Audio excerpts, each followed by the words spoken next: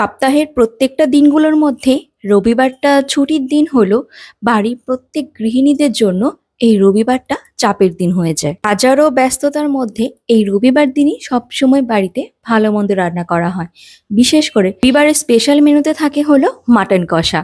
তো এইদিকে আজকে আমাদের রবিবারে ছিল তোমার খাসির তেলের বড়া। অনেক দিন পর বাড়িতে খাসির মাংসের তেল নিয়ে আসা হলো। প্রায় কয়েক মাস হয়ে গিয়েছে খাসির মাংসের তেলের বড়া খাওয়া হয় না। ওর সাথে ছিল আলু পেঁয়াজ করলা ভাজি, আর তার সাথে ছিল হলো লাউ দিয়ে মাছের মাথা ঘন্ট। তারপর ছিল খাসির মাংস। আমি খাসির মাংসের হাড়ের পিস বা সলিড পিস একদমই খেতে ভালোবাসি না।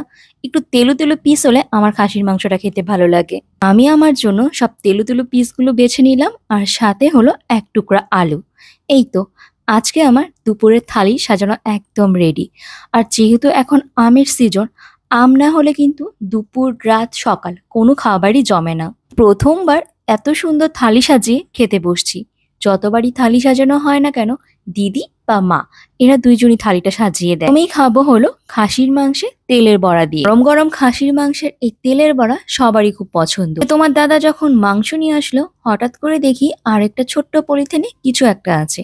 বের করে দেখি অনেকখানি তেল নিয়ে আসছে। তো আজকে কিছুটা তেলের হলো বড়া করেছি। ভেবেছি আরেকদিন হলো ওই তেলটুকু দিয়ে ঘুগনি রান্না করবো। খাসির মাংসের তেল দিয়ে ঘুগনি খেতেও কিন্তু বেশ লাগে। যখন প্যাকেট খুলে আমি তেল দেখলাম, তখন বুঝতেই পারলাম অনেক দিন ধরে যেহেতু বাড়িতে খাসির মাংসের তেলের বড়া হয় না, তার জন্য মনে হয় ওর ইচ্ছে হয়েছে আজকে তেলের বড়া খাওয়ার। আলাদা করে এই তেলটুকু নিয়ে আসছে। তারপর আজকে যে আমি আলু করলা ভেজেছিলাম ওটা খাচ্ছি। আমি আর তনয়দা দুইজনেরই হলো তোমার নরম নরম ভাজা খুব পছন্দ।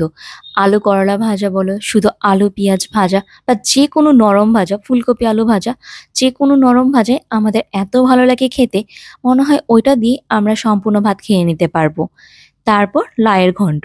লায়ের ঘন্টটা অবশ্য আজকে আমি রান্না করিনি, এটা হলো দিদি রান্না করেছে। কিন্তু সবসময় বলি, আমাদের বাড়িতে বা দিদির বাড়িতে যখনই কোনো ভালো কিছু রান্না হয় না কেন, যেটা আমি খেতে বা মা খেতে ভালোবাসে, দিদি সবসময় ওটা রান্না করে পাঠিয়ে দেয়। যেহেতু লাউয়ের ঘন্ট খেতে আমরা ভালোবাসি, আজকে দিদি মাছের মাথা দিয়ে লাউয়ের ঘন্টটাও পাঠিয়ে দিয়েছে। আমি অবশ্য মাছের মাথা বা কাটা এখন আর বেশি খাই না, তারপর আজকে একটু খেতে ইচ্ছে করলো, তাই একটা বড় কাটাও পাঠিয়েছিল, সেটাও আজকে খেয়েছি। মাছের মাথা দিয়ে লাউয়ের ঘন্টটা সত্যি অসাধারণ হয়েছিল। তারপর এখন মাংস খাওয়ার পালা। আর মাংস তো বাড়িতে নিয়েছি অনেকগুলো, বাট এতগুলা খেতে পারবো কিনা তাই ভাবছি। তো একটা তেলু তেলু পিস আগে নিয়ে নিলাম, তার সাথে হলো এক টুকরো আলু।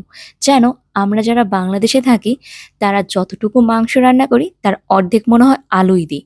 আমরা মাংসের ঝোলের সাথে আলু খেতে এত ভালোবাসি। এখন ভাতের সাথে সেই আলুটা দিয়ে মাখিয়ে নিই না, মনে হয় কি ভাতটা খেতে অমৃতর মতো লাগে।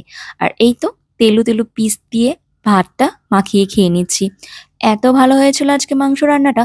মাংস রান্না করার সময় খুব ভাবছিলাম মাংসটা আমার ঠিকঠাক রান্না হবে তো, বাট লাস্টে দেখলাম ভালোই হয়েছিল খেতে। সব খাওয়া শেষ, এখন শেষ মুখে খাচ্ছি হলো আম। তো দুইটা মাসই থাকে হলো আম, আর এই দুইটা মাসই মন ভরে সকাল দুপুর রাত 3 বেলায় আম খাওয়া হয়। তো চলো বন্ধুরা, এই তো আমার খাওয়া শেষ, আর আজকের ভিডিওটা এইখানেই শেষ করছি।